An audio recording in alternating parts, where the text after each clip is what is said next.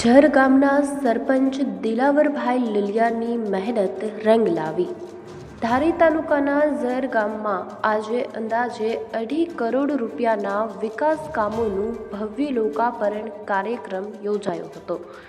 આ લોકાર્પણ કાર્યક્રમ સંસદ સભ્ય શ્રી ભરતભાઈ સુતરિયાના અધ્યક્ષ સ્થાને યોજાયો હતો।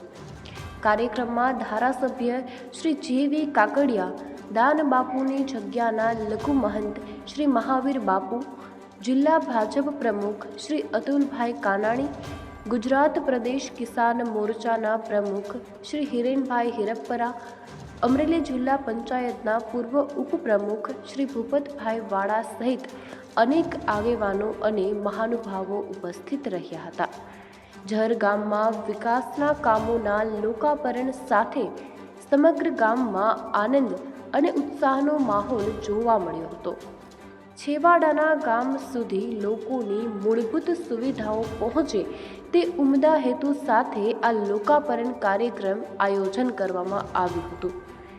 ઝર ગામના સરપંચ શ્રી દિલાવરભાઈ નાનુભાઈ લલિયા તેમજ ધારી તાલુકા પંચાયતના પૂર્વ સદસ્ય શ્રી અનવરભાઈ લલિયાની સતત રજૂઆત, દ્રઢ સંકલ્પ અને મહેનતના પરિણામે આજે સવારે 10 વાગ્યે ગુજરાત સરકારની સર્વ શિક્ષા અભિયાન સહિતની વિવિધ ગ્રાન્ટમાંથી 2.5 કરોડ રૂપિયાથી વધુના વિકાસ કામોનું લોકાર્પણ કરવામાં આવ્યું।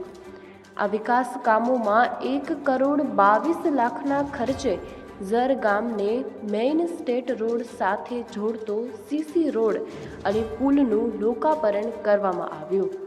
ઉપરાંત 65 લાખના ખર્ચે બાળકોને સુવિધાયુક્ત અને ગુણવત્તાયુક્ત શિક્ષણ મળી રહે તે હેતુથી નવનિર્મિત શાળા બિલ્ડિંગ, કમ્પાઉન્ડ વોલ અને શેડનું લોકાર્પણ કરાયું।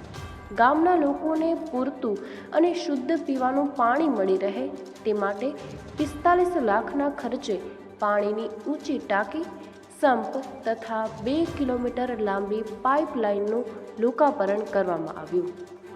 આ ઉપરાંત દેવી પૂજક સમાજ વિસ્તારમાં 1 કિલોમીટર પાણી પુરવઠા લાઇન તેમજ મેઇન બજાર અને દલિત સમાજના વિસ્તારમાં પેવર બ્લોક રોડ સહિત કુલ અંદાજે 2.5 કરોડ રૂપિયાથી વધુના વિકાસ કામોનું લોકાર્પણ કરવામાં આવ્યું।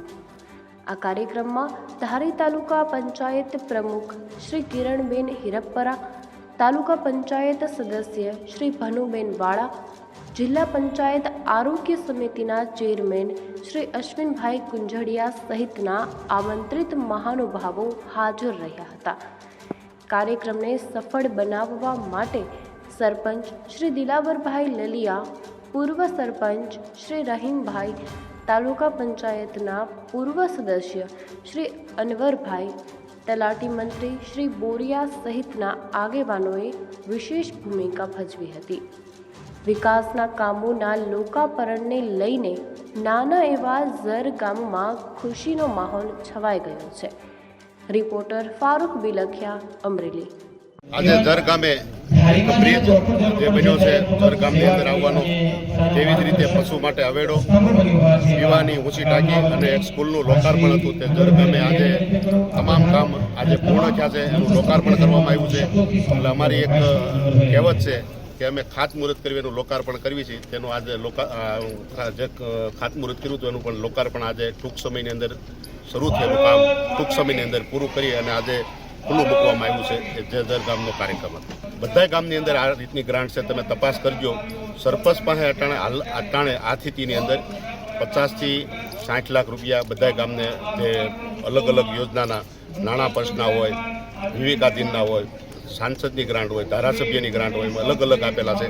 અને જે જરૂરિયાત હોય લગભગ ગામની અંદર તમે જુઓ એટલે મિનિમમ સરકારના, રાજ્ય સરકાર, કેન્દ્ર સરકારથી લઈ અને 1 કરોડ, 1.5 કરોડ, 2 કરોડના કામ બધા ગામની અંદર છે।